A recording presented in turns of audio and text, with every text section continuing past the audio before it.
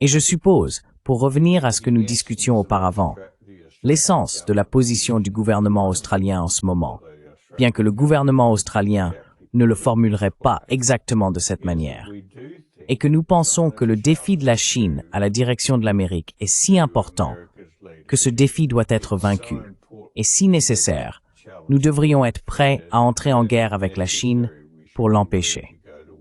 Maintenant, cela est, je pense, extrêmement dangereux. Il y a plusieurs raisons. L'une est que je ne pense pas que ce soit une guerre que l'Occident puisse gagner.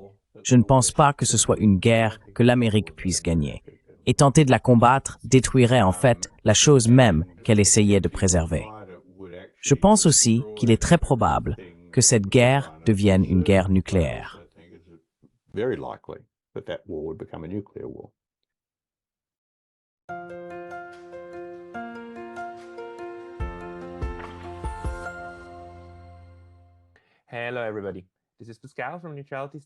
Bonjour à tous.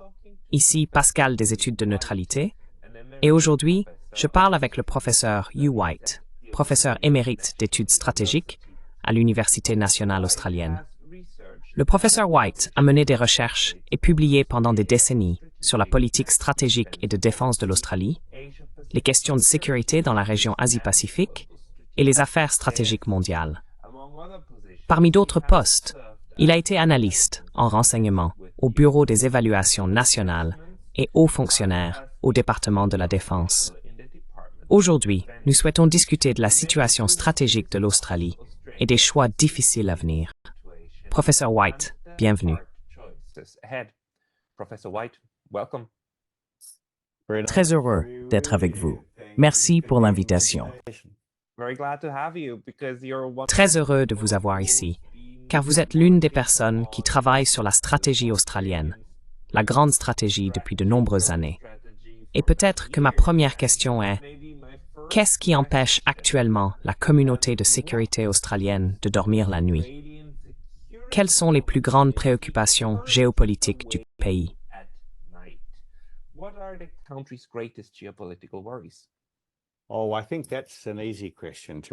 Oh, je pense que c'est une question facile à répondre maintenant. Plus facile maintenant qu'elle ne l'a été depuis de nombreuses décennies. Nous, en Australie, voyons que le pouvoir croissant et l'ambition de la Chine menacent le leadership des États-Unis dans les affaires stratégiques en Asie, que nous avons considéré comme la condition nécessaire et suffisante pour notre sécurité. Depuis la Seconde Guerre mondiale, et en effet, on pourrait dire plus profondément que cela, depuis la colonisation européenne du continent australien en 1788, les Australiens ont toujours considéré la domination du Pacifique occidental par d'abord la Grande-Bretagne, puis l'Amérique, après le déclin de la Grande-Bretagne, comme la condition nécessaire et suffisante pour notre sécurité.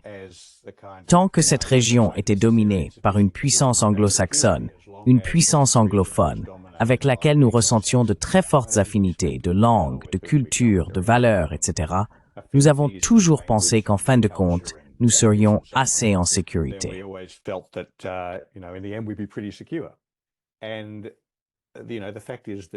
Et vous savez, le fait est que la Chine représente le plus grand défi depuis la colonisation européenne, car la Chine est devenue de loin, relativement parlant en termes mondiaux, la puissance asiatique la plus puissante depuis le début du 19e siècle. Vraiment. En fait, depuis que la Chine a perdu sa place de plus grande économie mondiale au profit de la Grande-Bretagne, alors que la Grande-Bretagne avançait avec la révolution industrielle. Et bien sûr, le seul autre défi au cours de tous ces siècles a été le défi de l'Empire du Japon.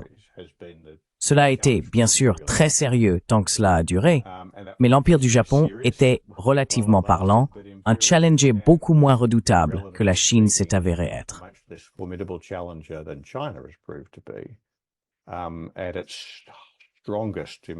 Au plus fort de sa puissance, le Japon impérial n'a jamais eu une économie probablement plus grande qu'environ 1/5 de celle de l'Amérique en termes de PPA.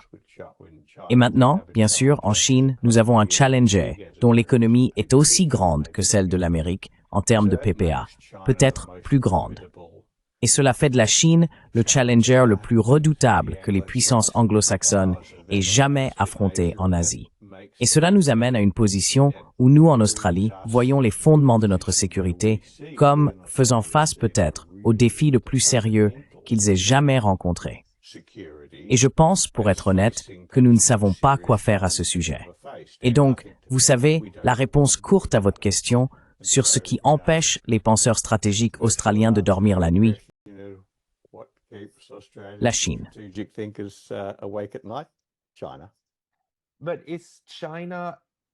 Mais la Chine est-elle une véritable menace, dans le sens où les Australiens se disent « Oh mon Dieu, nous allons être attaqués » ou est-ce plutôt une sorte de défi « Oh, nous n'avons jamais été dans cette situation » de simplement s'habituer au fait que les États-Unis ne sont plus le leader incontesté. Les Australiens sont-ils vraiment inquiets d'une invasion chinoise?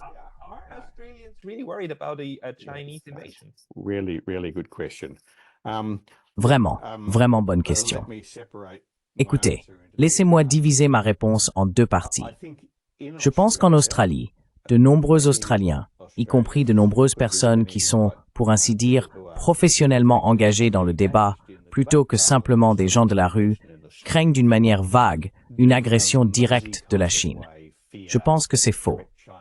Je ne pense pas que la Chine menace l'Australie dans le sens où la Russie menaçait l'Ukraine avant février 2022, ou d'ailleurs, de la manière dont la Russie, je pense, menace clairement les États baltes aujourd'hui.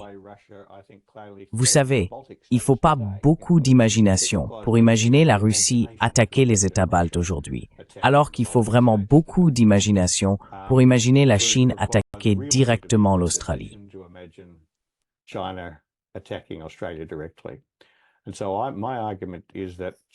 Et donc mon argument est que le pouvoir croissant et l'ambition de la Chine ne menacent pas directement l'Australie. Ce qu'ils font, c'est menacer son défi à l'ordre dirigé par les États-Unis en Asie, menaçant les structures nationales, l'ordre national sur lequel nous avons compté pour notre sécurité. Et donc, si le défi de la Chine réussit, si la Chine prend la place de l'Amérique en tant que puissance dominante en Asie de l'Est et dans le Pacifique occidental, alors à long terme, l'Australie sera plus vulnérable à l'agression de la Chine, ou d'ailleurs d'autres pays, que nous ne l'avons été au cours des longues décennies, voire des siècles, de domination anglo-saxonne.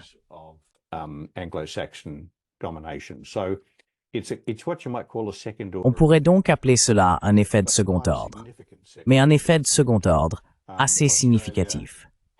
L'Australie a toujours cru qu'elle ne pouvait pas se défendre de manière indépendante, qu'elle devait compter sur ce qu'un de nos anciens premiers ministres appelait un grand et puissant ami pour nous garder en sécurité dans notre position étrange et anormale aux marges de l'Asie.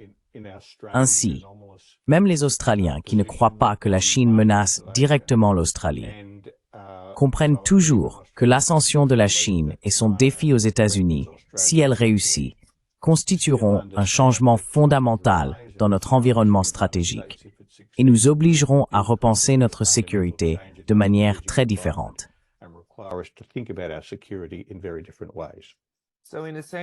Donc, en un sens, c'est moins une perception d'une menace directe et plus une insécurité profondément enracinée concernant ce qui va arriver qui émane. Oui, c'est exactement ça. Maintenant, que cette insécurité soit rationnellement fondée ou non, bien sûr, seul l'avenir le dira. Et beaucoup dépend du type de puissance hégémonique que la Chine s'avérera être si elle réussit effectivement à atteindre un certain degré d'hégémonie en Asie de l'Est et dans le Pacifique occidental. Je pense que ce sera le cas, en fait. Donc, je pense que nous devons prendre ces défis très au sérieux. Mais que cela se matérialise ou non comme une menace directe pour l'Australie dans un avenir plus lointain dépend de, deux choses. Tout d'abord, du type de puissance hégémonique que la Chine s'avérera être. Maintenant, les puissances hégémoniques existent sous de nombreuses formes différentes.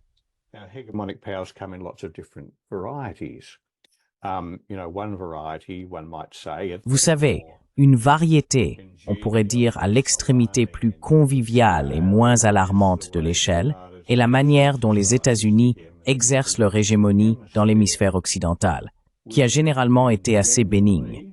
Évidemment, il y a eu des épisodes où les voisins hémisphériques occidentaux de l'Amérique ne l'ont pas ressenti comme si bénigne. J'imagine que les habitants de Cuba ne considéreraient pas l'hégémonie américaine comme très bénigne, mais en général, l'hégémonie des États-Unis a été assez bénigne. Les pays de l'hémisphère occidental ont poursuivi leurs affaires à leur manière, souvent de manière assez erratique, et l'Amérique les a laissés faire.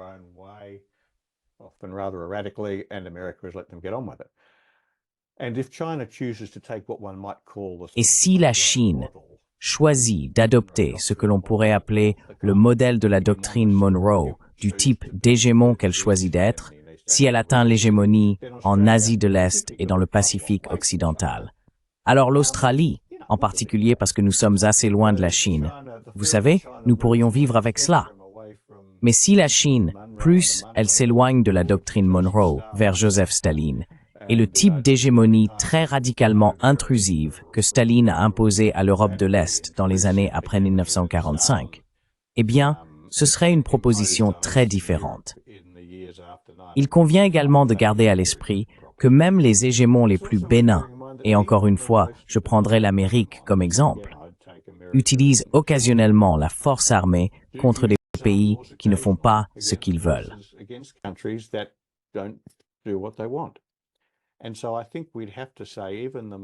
Et donc, je pense que nous devrions dire que même les évaluations les moins alarmistes du type d'Asie dans laquelle nous nous retrouverons si le défi de la Chine à la primauté des États-Unis réussit, même les évaluations les moins alarmistes devraient reconnaître, je pense, que le risque pour l'Australie de faire face à une menace directe d'une grande puissance n'est pas pour cette année ou l'année prochaine.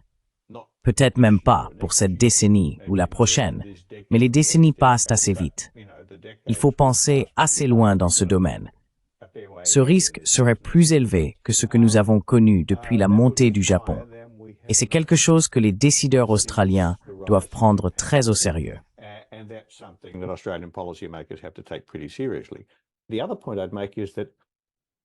L'autre point que je voudrais souligner est que, dans l'Asie que nous envisageons, une Asie où le défi de la Chine a réussi, les États-Unis ne jouent plus le rôle en Asie qu'ils ont joué si longtemps et avec tant d'avantages pour l'Australie. Le potentiel de défis pouvant constituer des menaces pour l'Australie ne provient pas seulement de la Chine elle-même, mais aussi d'autres puissances asiatiques dans un ordre asiatique qui n'est plus possible, encadré et sécurisé pour nous par le pouvoir américain. Et il y a deux autres puissances que je mentionnerai en particulier.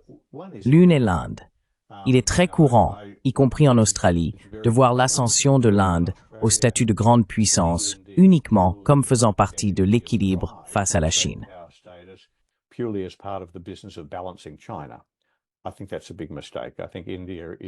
Je pense que c'est une grosse erreur. Je pense que l'Inde est une grande puissance à part entière. Elle a les ambitions d'une grande puissance à part entière. Elle cherche sa propre sphère d'influence dans son voisinage proche, en Asie du Sud et dans l'océan Indien. L'Australie, bien sûr, est un pays de l'océan Indien ainsi qu'un pays du Pacifique occidental. Et je pense que la trajectoire la plus probable pour l'Australie est de nous retrouver à la frontière entre une sphère d'influence chinoise et une sphère d'influence indienne. Et nous devrions être inquiets, je pense. Non pas parce que l'Inde menace l'Australie en ce moment, pas du tout, mais parce que dans un avenir où l'Inde sera autant une grande puissance que la Chine et se comportera avec toute l'assurance que les grandes puissances ont traditionnellement, nous finirons par devoir nous concentrer sur le type de pression que l'Inde voudra nous imposer, ainsi que la Chine.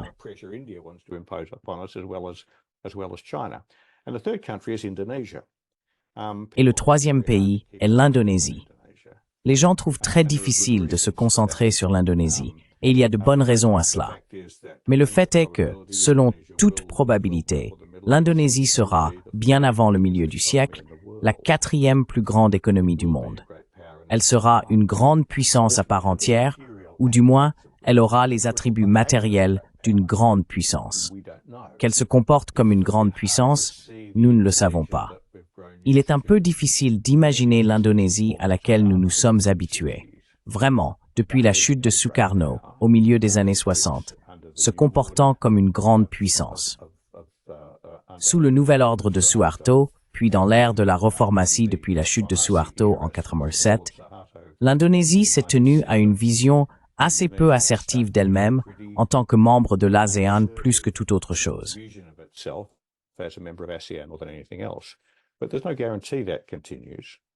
Mais il n'y a aucune garantie que cela continue. Et si l'Indonésie devient à l'avenir un pays plus affirmé, alors contrairement à la Chine et à l'Inde, elle est très proche de l'Australie. Et donc c'est un autre problème pour nous. Encore une fois, je ne pense pas que l'Indonésie menace l'Australie pour le moment. Mais aucune évaluation prudente de l'avenir stratégique à long terme de l'Australie ne peut se permettre d'ignorer la possibilité que, à moins que les relations avec l'Indonésie ne soient très bien gérées, et je pourrais dire beaucoup mieux qu'elles ne l'ont été ces dernières décennies, alors le risque pour l'Australie que les relations avec une Indonésie beaucoup plus puissante deviennent problématiques dans les décennies futures n'est pas un risque que nous pouvons ignorer.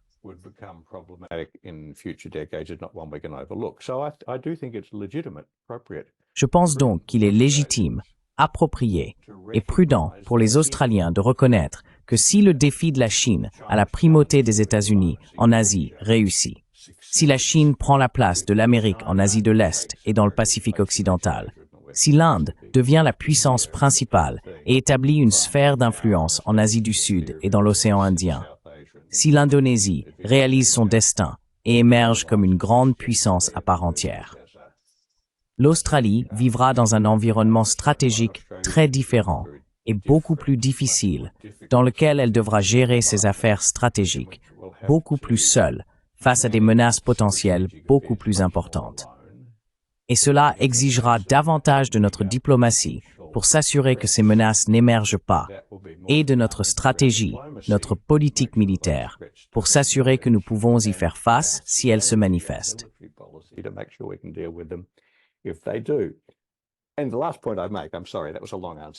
Et le dernier point que je voudrais souligner, je suis désolé, c'était une longue réponse à votre question. Mais le dernier point que je voudrais souligner est que vous savez, une chose que les Australiens ressentent est que nous sommes très seuls. Vous savez, c'est difficile, je trouve souvent dans les conversations avec les Européens que l'Europe a accompli tant de choses dans les décennies qui ont suivi la Seconde Guerre mondiale, en se rapprochant. Et, vous savez, il y a toutes les particularités de l'UMMR. Et bien sûr, la place spéciale de la Suisse dans ce cadre en évolution, etc. Mais quand même, vous savez, je pense que les Européens ont parfois du mal à reconnaître à quel point un pays comme l'Australie peut se sentir seul parce que nous ressentons profondément nos racines occidentales. Et nous nous sentons loin de l'Europe.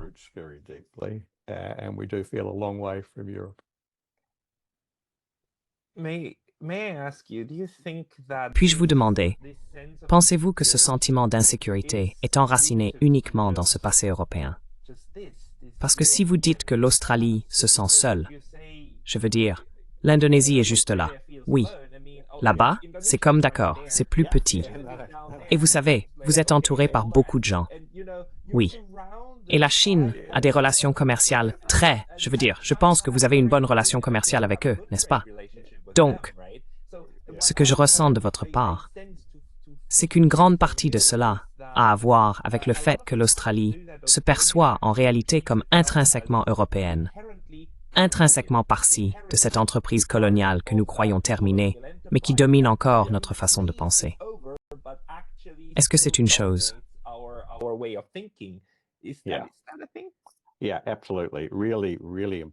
Oui, absolument. Des points vraiment, vraiment importants. Parce que bien sûr, ce que vous dites est absolument vrai. Le fait est que nous pourrions nous sentir seuls, mais nous ne sommes pas seuls. En fait, si vous y pensez, les intérêts fondamentaux de l'Australie s'alignent très étroitement avec ceux des pays de notre voisinage proche, en particulier en Asie du Sud-Est, y compris l'Indonésie, mais aussi Singapour, la Malaisie, tout le reste. Nous voulons tous la même chose. Tout le monde s'inquiète de la manière dont la Chine et d'ailleurs l'Inde vont utiliser leur pouvoir croissant. Tout le monde veut maintenir de bonnes relations avec ces deux pays. Everybody wants to maintain good relations with those two countries. Everyone would in fact prefer America to continue to play. Tout le monde préférerait en fait que l'Amérique continue de jouer un certain rôle en Asie pour aider à équilibrer le pouvoir de la Chine et je pense éventuellement de l'Inde et les empêcher de devenir trop hégémoniques. Aucun de nous ne veut se retrouver à vivre dans une nouvelle guerre froide en Asie. Aucun de nous ne veut subir les conséquences de devoir choisir entre l'Amérique et la Chine. Et donc, à un certain niveau, on pense que la manière naturelle pour l'Australie de répondre à ce dilemme dont nous avons discuté est de se rapprocher de nos voisins. Et quand on écoute ce que disent les dirigeants politiques australiens, du moins certains dirigeants politiques australiens, dans leurs discours, on dirait que c'est ce que nous faisons. It sounds like that's what we're doing. Our Foreign Minister, Penny Wong, for example. Notre ministre des Affaires étrangères, Penny Wong, par exemple, insiste sur le fait que l'Australie se rapproche de plus en plus de nos voisins d'Asie du Sud-Est, alors que nous faisons face à la fluidité et à l'incertitude croissante de notre environnement stratégique. Vous savez, tout ce genre de langage. Mais en réalité, ce n'est pas vrai. Et la raison pour laquelle ce n'est pas vrai, c'est qu'en fait, l'Australie a adopté une approche très distinctement différente des questions soulevées pour notre sécurité à long terme par la compétition stratégique entre les États-Unis et la Chine par rapport à ce que nos voisins ont fait.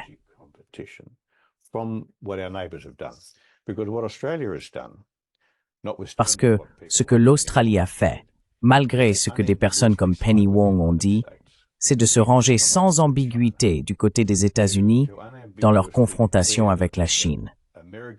De déclarer sans ambiguïté que les objectifs de l'Amérique sont nos objectifs et que ce que nous cherchons, c'est que les États-Unis relèvent le défi de la Chine et préservent leur position de puissance dominante en Asie de l'Est, comme cela a toujours été le cas par le passé. Et ce n'est pas une opinion partagée par aucun de nos voisins, sauf peut-être le Japon. Maintenant, le Japon est un cas très intéressant et spécial, il me semble. Et je suis sûr que vous en savez beaucoup plus sur le Japon que moi. Mais si vous regardez tous les autres, si vous regardez tous les pays d'Asie du Sud-Est, et je pourrais dire aussi de mon point de vue, je ne me considère pas comme un expert en la matière, mais de mon point de vue, la Corée du Sud également. Tous, comme je l'ai mentionné il y a un instant, aimeraient que les États-Unis restent engagés en Asie pour équilibrer la Chine.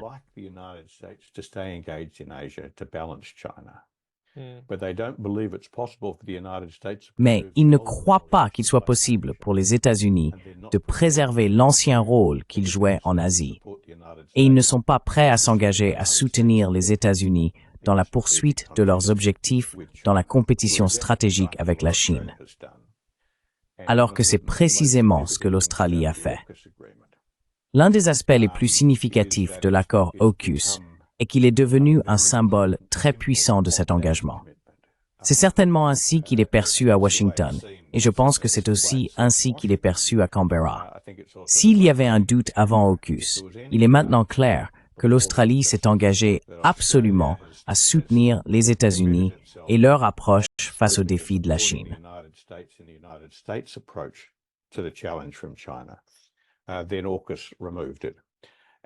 Ensuite, AUKUS l'a supprimé. Et ma réserve à ce sujet est que je ne pense pas que l'approche des États-Unis envers la Chine va fonctionner.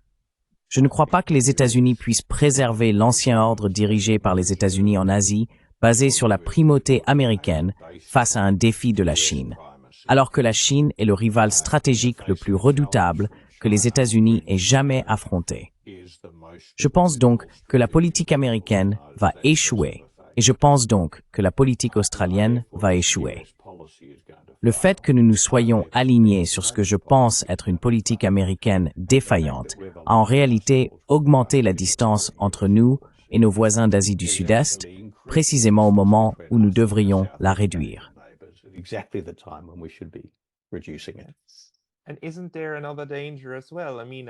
Et n'y a-t-il pas un autre danger également?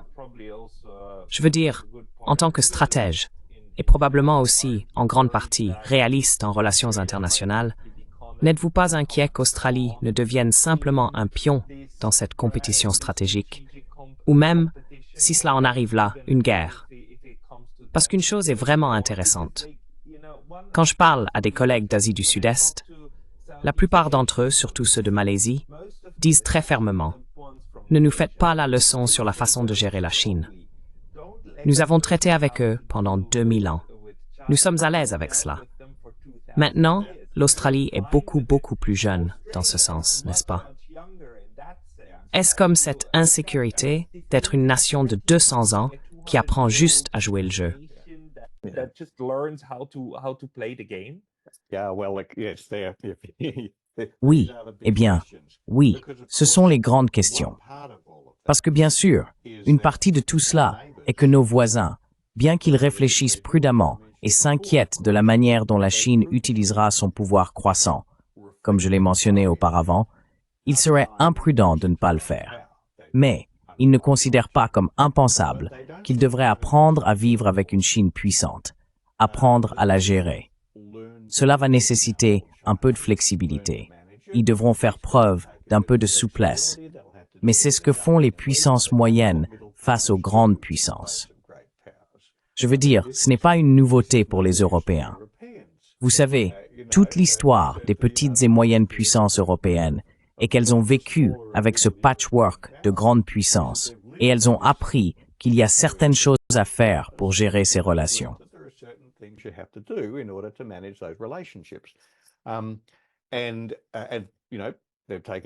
Et vous savez, ils ont adopté différentes approches. La Suisse a pris une approche, la Belgique a pris une autre approche, les Pays-Bas ont pris une autre approche. Mais vous pouvez le faire. Donc je pense que ce qui me frappe quand je parle à mes amis et collègues d'Asie du Sud-Est, c'est que bien qu'ils soient prudemment conscients des risques qui leur incombent, ils sont aussi assez confiants qu'ils peuvent faire fonctionner cela. Et je pense que c'est en partie pour aller précisément au point que vous soulevez. C'est parce qu'ils ont bien sûr une mémoire historique profonde de ce que c'est que de vivre dans un hémisphère chinois. Et c'est une façon très grossière de le dire, mais vous voyez ce que je veux dire.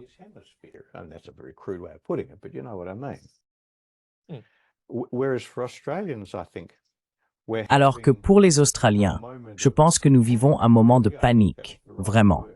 Je pense que c'est le bon mot, que l'idée de vivre dans une Asie qui n'est plus dominée et sécurisée pour nous par les États-Unis est en quelque sorte impensable pour beaucoup d'Australiens. Et l'ironie, la particularité, c'est que cela se produit à un moment où, pour des raisons purement démographiques, nous devenons de moins en moins européens et de plus en plus asiatiques. Vous savez, l'Australie, pendant de nombreuses décennies, et à sa honte éternelle, a adopté une politique de l'Australie blanche par laquelle elle rejetait essentiellement les immigrants des pays non blancs. À la fin des années 60 et au début des années 70, cette politique a été abandonnée, Dieu merci. Depuis lors, nous avons eu une immigration massive en provenance d'un large éventail de pays asiatiques. De nos jours, nos plus grandes sources de menus sont l'Inde et l'Inde.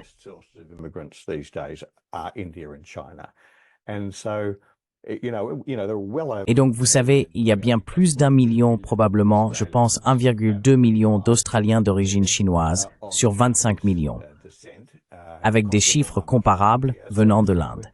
Donc en fait, cette tendance va se poursuivre. Nous devenons un pays plus asiatique et nous devrions, en un sens, devenir plus à l'aise avec ces choses. En fait, alors que le choc de l'ascension et du défi de la Chine nous a frappés au cours de la dernière décennie environ, nous sommes devenus plus mal à l'aise avec l'idée de vivre ensemble dans une Asie dominée par des pays asiatiques puissants qu'il y a 30 ou 40 ans.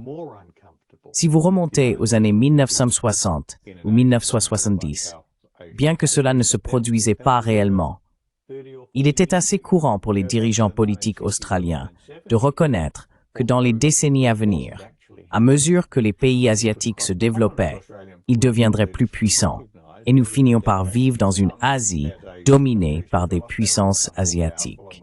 living in an Asia that was dominated by Asian powers. But now that it's actually happening, Mais maintenant que ça se produit réellement, nous sommes un peu, vous savez, en train de reculer et de paniquer à ce sujet. Je pense qu'une des raisons à cela est que la génération actuelle, et je parle en tant que quelqu'un qui est un peu plus âgé que la majorité de la génération actuelle, a atteint l'âge adulte. Non pas à l'époque du Vietnam, mais dans la décennie post-guerre froide des années 90, où il y avait, pendant un certain temps, une sorte d'optimisme très naïf sur la manière dont nous allions vivre dans un monde dominé par l'Amérique pour toujours, ou aussi loin que nous pouvions voir. Et donc je pense en un sens que la génération qui a vécu la Première et la Seconde Guerre mondiale, la guerre de Corée, la guerre du Vietnam, les défis auxquels l'Amérique a été confrontée, avait une perspective plus réaliste de l'étendue et des limites du pouvoir américain que la génération qui a atteint l'âge adulte dans les années 90, des années euphoriques, optimistes, je pense, mal avisées.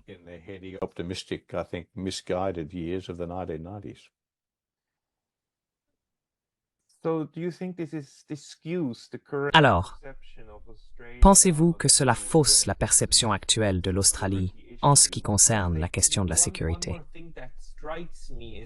Parce qu'une autre chose qui me frappe, c'est que lorsque j'entends ces craintes, surtout vis-à-vis de la Chine, c'est qu'elles supposent toujours, un peu comme le fait M. Mearsheimer, que la Chine, au bout du compte, se comportera comme n'importe quelle puissance européenne le ferait.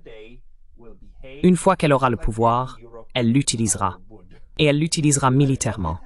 Et elle se lancera dans une frénésie de conquête, et elle prendra tout ce qu'elle veut, ce qui est une chose très européenne à faire, parce que c'est essentiellement ce que nous avons fait.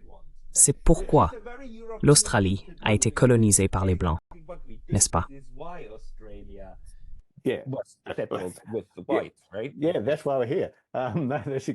Oui, c'est pourquoi nous sommes ici.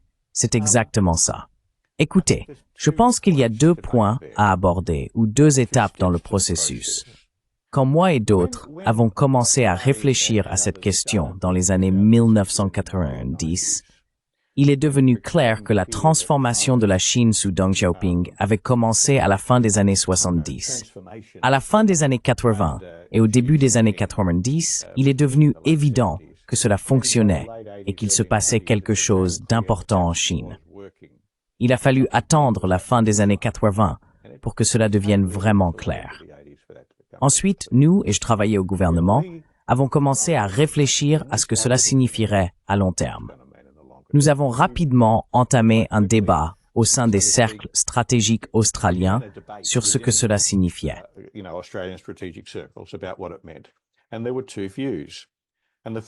Il y avait deux points de vue.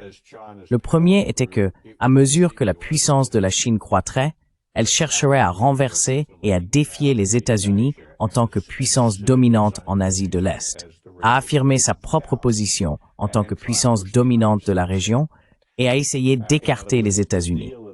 En d'autres termes, l'accord conclu entre Nixon et Mao en 1972, par lequel Nixon reconnaissait le Parti communiste chinois comme le gouvernement de la Chine, en gros, et les Chinois reconnaissaient ou acceptaient l'Amérique comme la puissance dominante en Asie de l'Est, serait renié une fois que la Chine serait suffisamment forte pour le faire.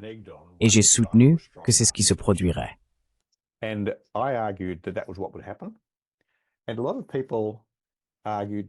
Et beaucoup de gens ont soutenu que non, cela n'arriverait pas parce que la Chine est culturellement différente. C'est un modèle européen de ce que font les grandes puissances. Et en fait, ce à quoi nous devrions nous attendre, c'est que la Chine acceptera et continuera d'accepter le leadership américain en Asie de l'Est parce que c'est dans l'intérêt de la Chine, en particulier son intérêt économique. Et je pense que cela s'est avéré faux. Je pense que la Chine se comporte en réalité très comme Mearsheimer ou d'autres le prédiraient, en cherchant à défier le leadership des États-Unis en Asie, en cherchant à affirmer une sphère d'influence de grande puissance dans sa propre région, comme les grandes puissances le font traditionnellement. Et on pourrait dire, de la même manière, que le Japon l'a fait à son époque impériale. But that's not to say that a China that ends up Mais cela ne veut pas dire qu'une Chine qui finit par devenir la puissance dominante ou cherche à devenir la puissance dominante en Asie de l'Est et dans le Pacifique occidental cherche à le faire d'une manière que l'on pourrait qualifier de hautement militarisée. Cela ne signifie pas qu'elle va se comporter comme l'ont fait les Britanniques, les Français, les Allemands ou les Russes. En fait, comme nous l'avons évoqué précédemment, je pense qu'il existe de nombreux modèles différents d'hégémonie régionale. Et mon propre point de vue a toujours été que la Chine est peu susceptible d'être un hégémon hautement militarisé, en partie à cause de la géographie stratégique de la région, qui est en grande partie maritime. Et c'est un défi très différent des défis continentaux auxquels les Européens ont été confrontés.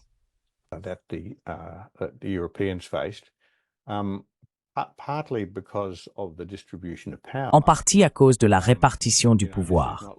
Vous savez, c'est pas comme les Européens faisant irruption en Afrique ou d'ailleurs en Asie de l'Est, qui au moment où ils y sont arrivés, étaient composés d'entités politiques assez faibles.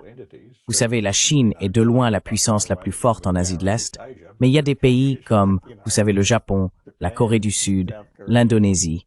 Ce sont des entités assez robustes. Vous savez, elles ne vont pas être renversées. Donc, j'ai toujours pensé que la Chine était plus susceptible de faire le premier pas, c'est-à-dire de chercher à renverser l'hégémonie des États-Unis dans la région et de prendre sa place.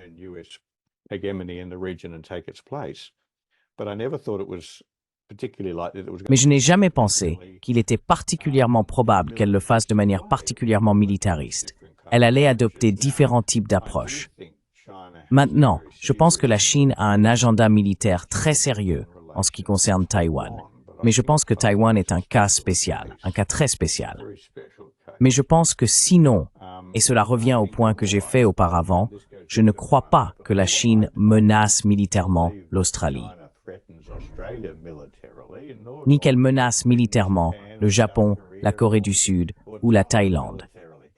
Il est concevable qu'à mesure que son pouvoir grandit, et si elle réussit à établir une hégémonie régionale, si elle choisit d'exprimer cela, de mettre en œuvre cette hégémonie de manière particulièrement agressive, alors cela devient un problème.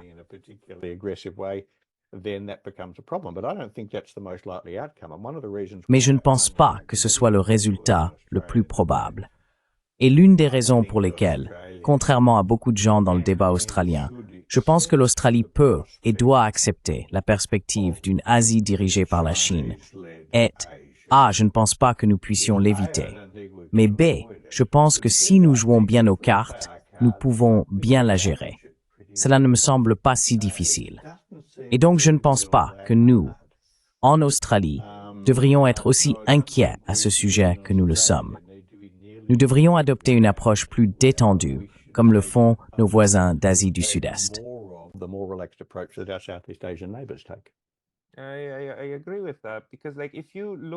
Je suis d'accord avec cela.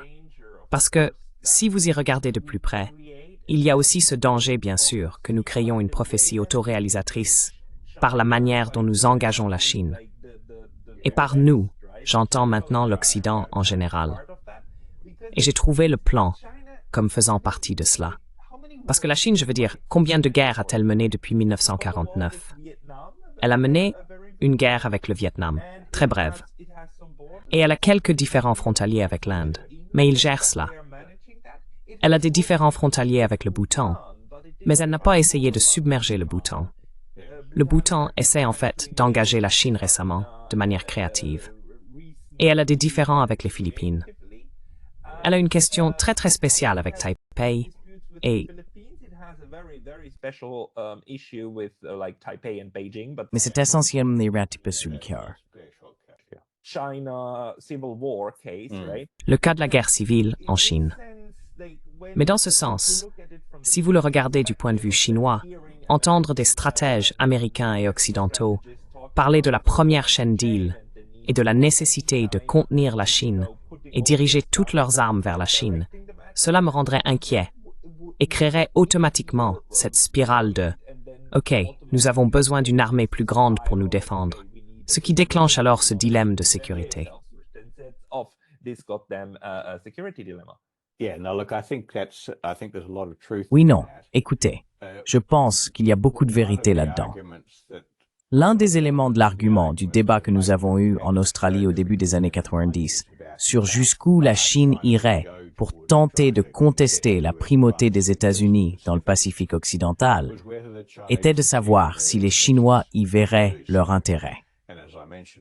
Et comme je l'ai mentionné auparavant, l'un des arguments avancés de l'autre côté du débat par rapport au mien, le côté qui disait que la Chine accepterait la primauté américaine et qu'il n'y avait donc pas de problème pour l'Australie, était que la Chine n'aurait aucune raison de craindre que ses intérêts soient menacés par la primauté américaine en Asie.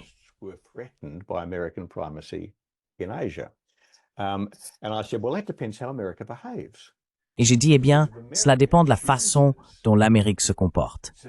Parce que si l'Amérique choisit de s'effrayer de la montée économique de la Chine et essaie de la contraindre, alors ça donnera aux Chinois de très bonnes raisons d'essayer de repousser l'Amérique et de la garder à distance. Et bien sûr, c'est exactement ce qui s'est passé. Et donc je pense que vous avez raison.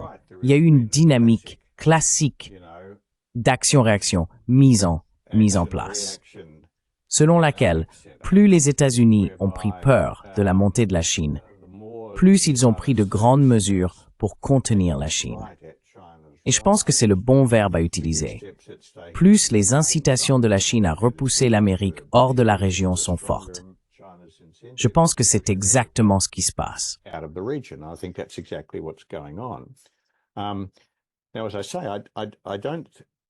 Maintenant, comme je le dis, je pense que mon propre point de vue est qu'il y a toujours eu une forte probabilité que la Chine ait cherché à renverser la primauté des États-Unis en Asie pour prendre la place de l'Amérique en tant que puissance dominante en Asie de l'Est. Car la présence de l'Amérique dans la région a toujours été, si je puis dire, très intrusive. Et il m'a toujours semblé très peu naturel et improbable que la Chine continue d'accepter ce que l'Amérique considère comme une position subordonnée à l'Amérique à un moment où l'économie chinoise a dépassé celle de l'Amérique. Et je pense qu'en partie, c'est une question d'identité nationale et de fierté nationale, etc. L'expérience chinoise et la réussite chinoise au cours des dernières décennies sont vraiment remarquables.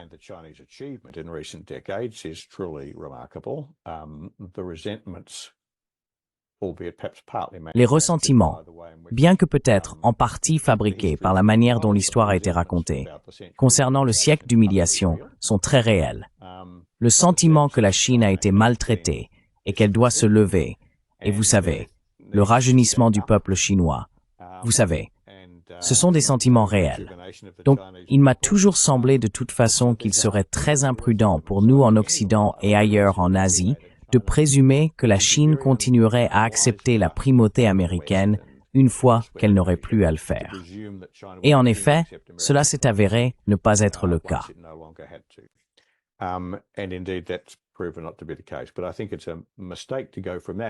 Mais je pense que c'est une erreur de passer de là à dire que le fait que la Chine prenne la place de l'Amérique est une telle menace pour nos intérêts que nous devrions être prêts à tout, y compris à faire la guerre à la Chine pour l'empêcher. Et je suppose que pour revenir à ce que nous discutions auparavant, l'essence de la position du gouvernement australien en ce moment, bien que le gouvernement australien ne le formulerait pas exactement de cette manière, et que nous pensons que le défi de la Chine à la direction de l'Amérique est si important que ce défi doit être vaincu, que si nécessaire, nous devrions être prêts à faire la guerre à la Chine pour l'empêcher. Maintenant, cela est, je pense, extrêmement dangereux pour plusieurs raisons. L'une d'elles est que je ne pense pas que ce soit une guerre que l'Occident puisse gagner.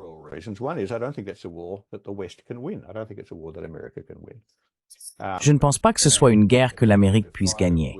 Et tenter de la mener détruirait en fait la chose même qu'elle essayait de préserver. Je pense aussi qu'il est très probable qu'une telle guerre devienne une guerre nucléaire, ce qui serait catastrophique à tous égards. C'est un peu une révélation pour quelqu'un qui va avoir 72 ans cette année, de devoir rappeler aux Hare, de devoir rappeler aux gens qu'éviter une guerre nucléaire est un impératif, vraiment, Ramal, vraiment de premier ordre dans la gestion des affaires internationales. Et vous savez, beaucoup de discours audacieux sur la façon dont l'Amérique va dissuader la Chine, négligeant le fait que la Chine est une puissance nucléaire, avec la capacité de mettre des armes nucléaires sur des villes américaines. Et si vous ne gardez pas cela à l'esprit, alors vous manquez tous les fondamentaux.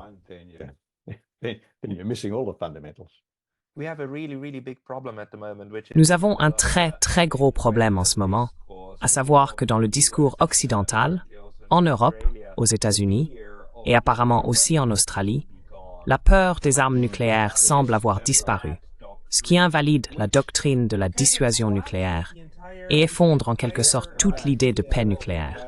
C'est absolument stupide et ridicule, mais c'est là où nous en sommes.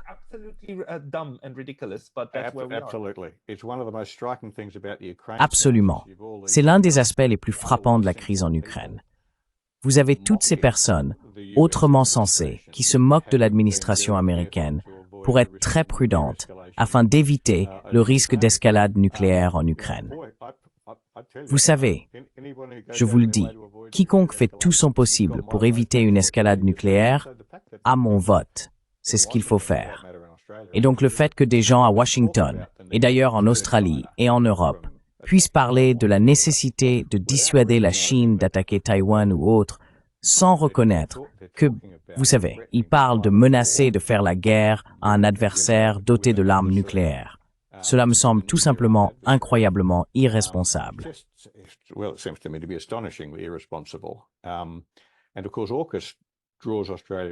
Et bien sûr, l'AUKUS implique encore plus explicitement l'Australie dans cela. Vous savez le but principal de l'AUKUS, du point de vue de l'Amérique bien sûr. Et vous savez, les responsables américains ont été très explicites à ce sujet. C'est de garantir que s'il y a une guerre entre l'Amérique et la Chine, alors l'Australie combattra aux côtés des États-Unis. Maintenant, les dirigeants politiques australiens disent « Non, non, nous n'avons pris aucun engagement ». Mais franchement, je ne les crois pas, parce que je ne crois pas que les États-Unis envisageraient même de nous transférer entre 3 et 5 sous-marins de classe Virginia s'ils n'étaient pas absolument certains que ces sous-marins seraient disponibles pour les États-Unis en cas de guerre avec la Chine.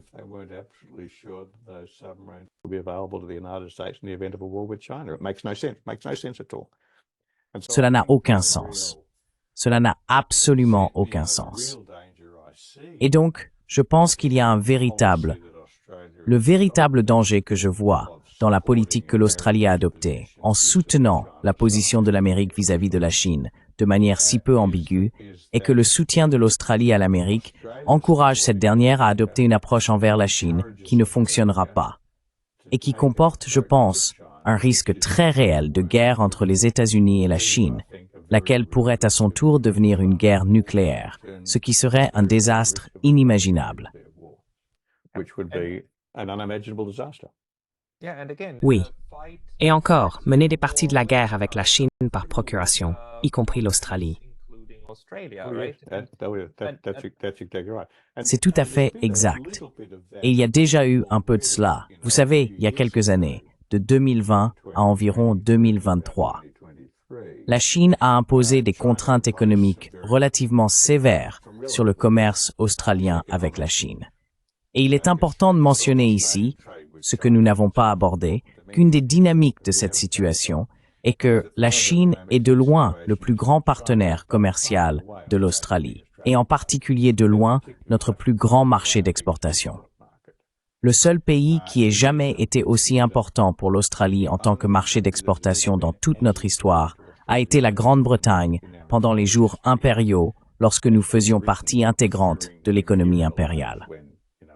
Chaque jour, l'Australie exporte vers la Chine 2 millions de tonnes de minerais de fer. Chaque jour. 2 millions de tonnes. 2 millions de tonnes par jour. De menchie de fer. De minerais de fer. Minerais de fer. Minerais de fer. 2 millions de tonnes par jour. C'est un commerce énorme et cela maintient les lumières allumées en Australie. Ce n'est pas seulement le minerai de fer, beaucoup d'autres choses aussi, mais le minerai de fer est le principal. Vous savez, nous fournissons le minerai de fer qui a construit les villes chinoises, et les villes sont principalement construites en acier et en béton.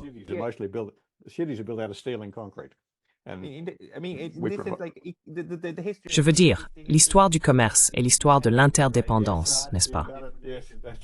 Oui, c'est exact. Permettez-moi de vous demander, cependant, désolé de changer un peu de sujet, mais je me demande quel est le consensus politique dans le pays. Par exemple, le gouvernement actuel s'est engagé dans cette voie ou est sur cette voie. Quelle est la cohésion interne ici? Tous les grands partis sont-ils d'accord avec cette stratégie? Ou y a-t-il des forces politiques majeures qui disent, par exemple, non, nous devons changer d'approche? No, very important point. There is absolute consensus. Point très important. Il y a un consensus absolu derrière le soutien aux États-Unis des deux côtés de la politique. Nous avons essentiellement un système bipartite, et en ce moment, le parti plus orienté à gauche est au pouvoir. Vous savez, un parti de type social-démocrate, et il est aussi fermement engagé à soutenir les États-Unis que l'a été le parti plus conservateur. Le résultat est qu'il n'y a pas de débat politique effectif sur ces questions, ni beaucoup de débats en dehors du niveau politique dans les médias, etc. Il y a un très fort consensus selon lequel soutenir les États-Unis est la seule chose que nous puissions faire. Une phrase couramment utilisée est que l'Australie a fait son choix de soutenir les États-Unis. Nous avons fait ce choix il y a des décennies.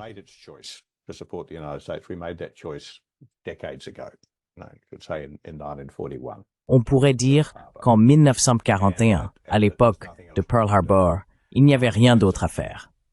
Maintenant, je pense que c'est une erreur très fondamentale. Ma principale contribution au débat depuis de nombreuses années a été de soutenir que nous avons plus de choix que cela et que nous ne devrions pas soutenir les États-Unis dans une politique qui ne fonctionnera pas.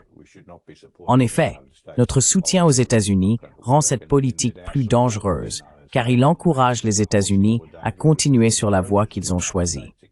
Mais tout comme aux États-Unis, les deux côtés de la politique sont assez d'accord sur la manière de traiter avec la Chine. Il en va de même en Australie. Cela me rend très pessimiste quant aux perspectives d'un changement de direction significatif.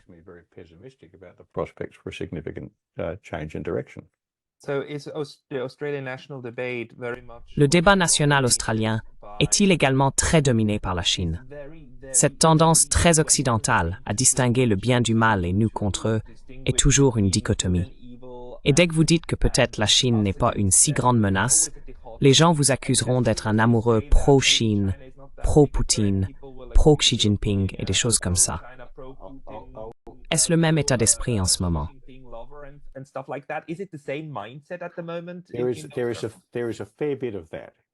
Il y a un peu de cela, oui.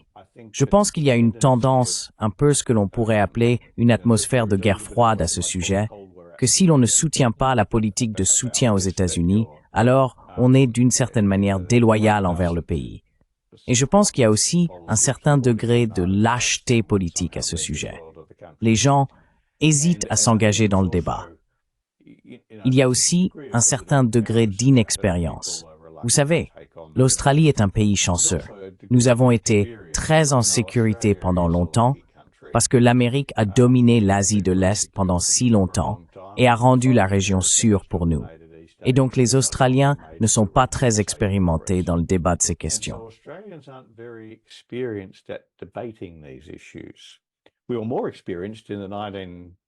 Nous étions plus expérimentés dans les années 1920, 30 et 40, lorsque nous, vous savez, à travers ces décennies en particulier, tant avant qu'après la Première Guerre mondiale, étions très conscients de ce que nous percevions comme une menace croissante du Japon. Nous étions très conscients de la faiblesse croissante de la Grande-Bretagne. Et donc, nous avons eu un débat assez, je ne dirais pas sophistiqué, mais au moins assez animé sur la manière dont l'Australie devrait envisager son avenir.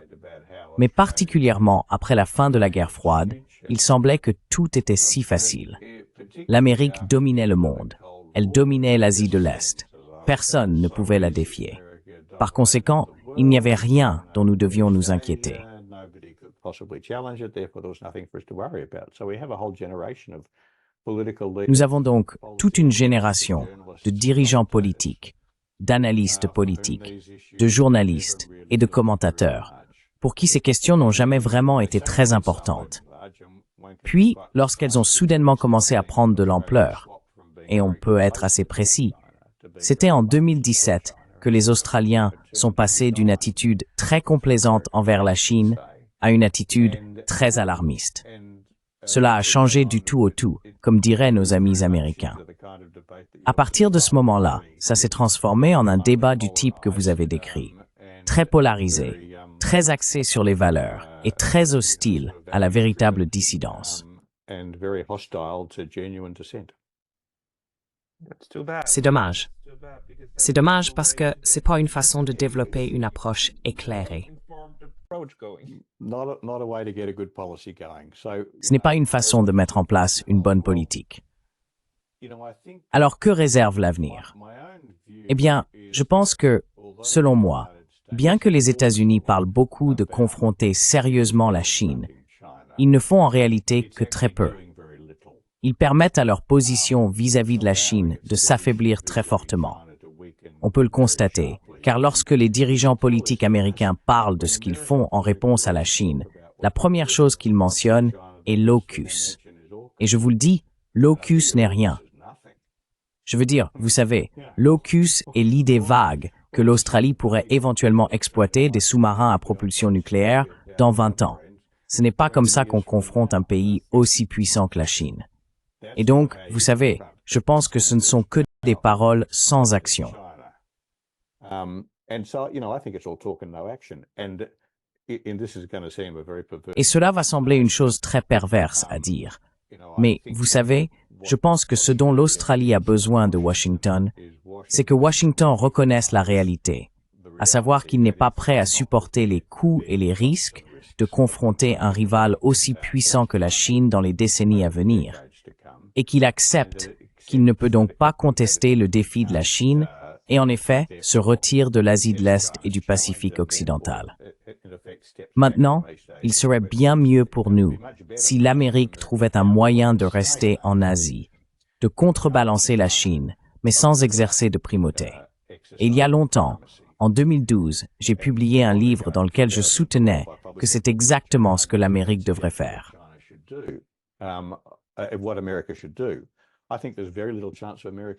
Je pense qu'il y a très peu de chances que l'Amérique fasse cela. Je pense que pour l'Amérique, c'est soit la primauté, soit rien. Et donc, je pense que le résultat le plus probable est que les États-Unis, d'une manière ou d'une autre, se retireront progressivement de l'Asie et la laisseront partir. Je pense que l'élection de Donald Trump rend cela un résultat plus probable. Je prends l'isolationnisme de Trump très au sérieux. Mais le risque, bien sûr, est qu'avant que cela n'arrive, à mi-chemin du processus, une crise éclate à propos de quelque chose comme Taïwan, dans laquelle les dirigeants politiques américains n'ont pas le courage de ne pas entrer en guerre. Et alors, nous sommes dans un monde de souffrance. Vous ne voudriez pas être à Tokyo cette semaine-là.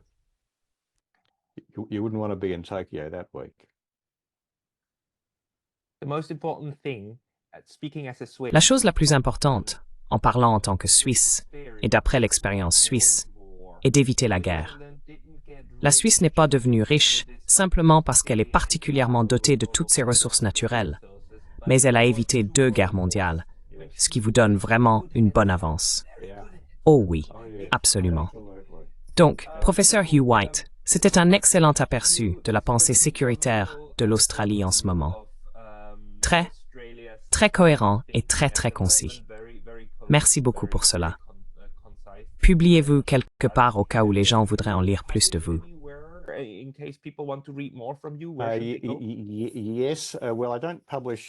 Oui. Eh bien, je ne publie plus autant qu'avant. J'ai une série d'essais dans une collection australienne appelée Quarterly Essays, qui sont sortis au cours des dernières années, 3 essais, et j'ai un nouvel essai dans cette collection. Nous n'avons pas encore déterminé le titre, mais il sortira en juin de cette année et explorera ces questions du point de vue australien en profondeur. Ce sera environ 30 000 mots, donc un petit livre en réalité. It'll be about 30,000 words long, so a short book, really. Okay. D'accord. Donc, si vous pouviez m'envoyer ce lien, je le mettrai dans la description de cette vidéo. Video. Namfair. Professeur Hugh White, merci beaucoup pour votre temps aujourd'hui. Pascal Grorizier, thine to a conversation.